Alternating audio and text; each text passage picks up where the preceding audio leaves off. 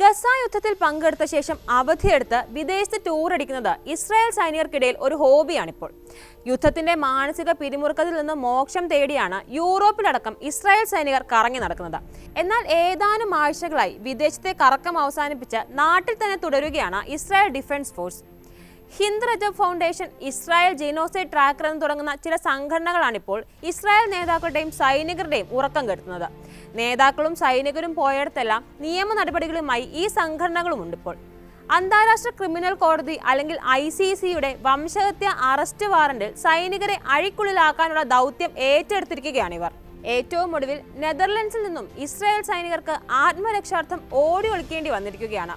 Dutch തലസ്ഥാനമായ ആംസ്റ്റർഡാമിൽ ടൂറിലായിരുന്ന 2 IDF അംഗങ്ങൾക്കാണ് ഇത്തവണ പണി കിട്ടിയത്.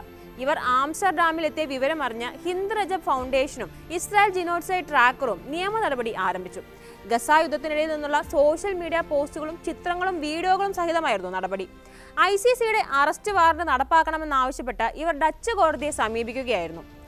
വടക്കൻ ഗസയിലാണ് 2 സൈനികരും നിയമിക്കപ്പെട്ടിരുന്നത്. ജബാലിയിൽ ഉൾപ്പെടെ നടന്ന കൂട്ടക്കൊലകളിൽ പങ്കാളികളായിരുന്നു ഇവർ. ഫലസ്തീനി യുവാക്കളെ കണ്ണുകെട്ടി നടത്തിക്കുന്ന ദൃശ്യങ്ങൾ ഇവർ തന്നെ സോഷ്യൽ മീഡിയയിൽ പോസ്റ്റും ചെയ്തിരുന്നു. ഇതിന്റെ എല്ലാം സ്ക്രീൻഷോട്ടുകൾ ജിനോസൈഡ് ട്രാക്കർ സോഷ്യൽ മീഡിയയിൽ പങ്കുവച്ചിട്ടുണ്ട്. ഗസയിലെ വംശഹത്യയിൽ പങ്കെടുത്ത ശേഷം ഇസ്രായേലിന്റെ 52ാമത് ബറ്റാലിയനിലെ ടാങ്ക് കമാൻഡർ ആംസ്റ്റർഡാമിൽ അവധിക്കായി എത്തിയിരിക്കുകയാണെന്ന് ട്രാക്കറിന്റെ ഒരു പോസ്റ്റിൽ പറയുന്നു. ജബാലിയയിൽ 100 കണക്കിന് സിവിലിയന്മാരെ തട്ടിക്കൊണ്ടു പോവുകയും സെൽഫി എടുത്ത് ആഘോഷിക്കുകയും ചെയ്തയാളാണ് ഇയാളെന്നും പോസ്റ്റിൽ പറയുന്നുണ്ട്. അറസ്റ്റ് ഭീഷണികൾക്കിടെ സൈനികർ വിദേശയാത്ര നടത്തുന്നതിന് ഇസ്രായേൽ നിയന്ത്രണം ഏർപ്പെടുത്തിയിരുന്നു. ഇതിന്റെ അടിസ്ഥാനത്തിൽ പ്രത്യേകം അനുമതി വാങ്ങിയാണ് 2 സൈനികരും ആംസ്റ്റർഡാമിലെത്തിയത്. സോഷ്യൽ മീഡിയയിൽ ഇവരുടെ ചിത്രങ്ങൾ പ്രചരിച്ചതോടെ ഹോട്ടലിൽ തന്നെ കഴിയണമെന്നും പുറത്തെവിടെയും പോകരുതെന്നും IDF ഇവർക്ക് നിർദ്ദേശം നൽകി. നിയമ നടപടിക്കുള്ള സാധ്യത മുന്നിൽ കണ്ട് പിന്നീട് എത്രയും വേഗം യാത്ര റദ്ദാക്കി നാട്ടിൽ തിരിച്ചെത്താൻ നിർദ്ദേശിക്കുകയായിരുന്നു സൈന്യം. പിന്നാലെ ഇവർ ഇസ്രായേലിലേക്ക് പറക്കുകയും ചെയ്തു. വിദേശയാത്ര നടത്തും മുൻപ് സൈനികർ സോഷ്യൽ മീഡിയയിലെ യുദ്ധചിത്രങ്ങളും വീഡിയോകളും നീക്കം ചെയ്യണമെന്ന് IDF കർശന നിർദ്ദേശം ഇറക്കിയിരുന്നു. സ്ഥിരം സൈനികരും റിസർവ് ബറ്റാലിയൻ അംഗങ്ങളും ഇക്കാര്യം പാലിക്കണമെന്നായിരുന്നു നിർദ്ദേശം. അക്കൗണ്ടുകൾ പ്രൈവറ്റ് ആക്കാനും പ്രൈവറ്റ് കണ്ടന്റുകൾ പബ്ലിക് ആക്കാതിരിക്കാനും ഉത്തരവുണ്ടായിരുന്നു. ട്രിപ്പിന് പോകുന്ന സ്ഥലത്തു നിന്നുള്ള ഫോട്ടോയും വീഡിയോയും പോസ്റ്റ് ചെയ്യരുതെന്നും സൈന്യം ആവശ്യപ്പെട്ടിട്ടുണ്ട്. നാട്ടിലും വിദേശത്തും ഇസ്രായേൽ സൈനികരുടെ സുരക്ഷ ഉറപ്പാക്കാനുള്ള എല്ലാ നടപടിയും തങ്ങൾ കൈക്കൊള്ളുന്നുണ്ടെന്നാണ് IDF വക്താവ് പ്രതികരിച്ചത്.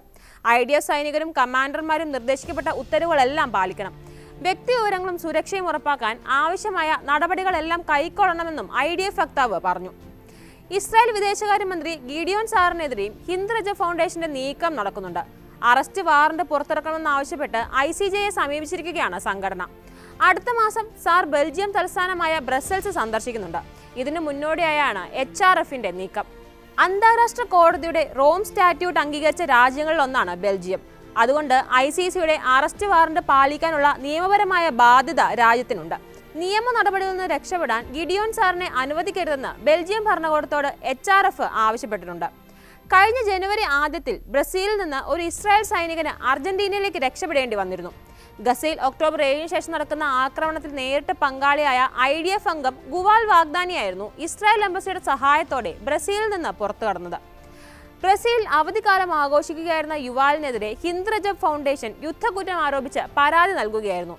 പരാതിയിൽ അതിവേഗത്തിൽ നടപടിയും ഉണ്ടായി.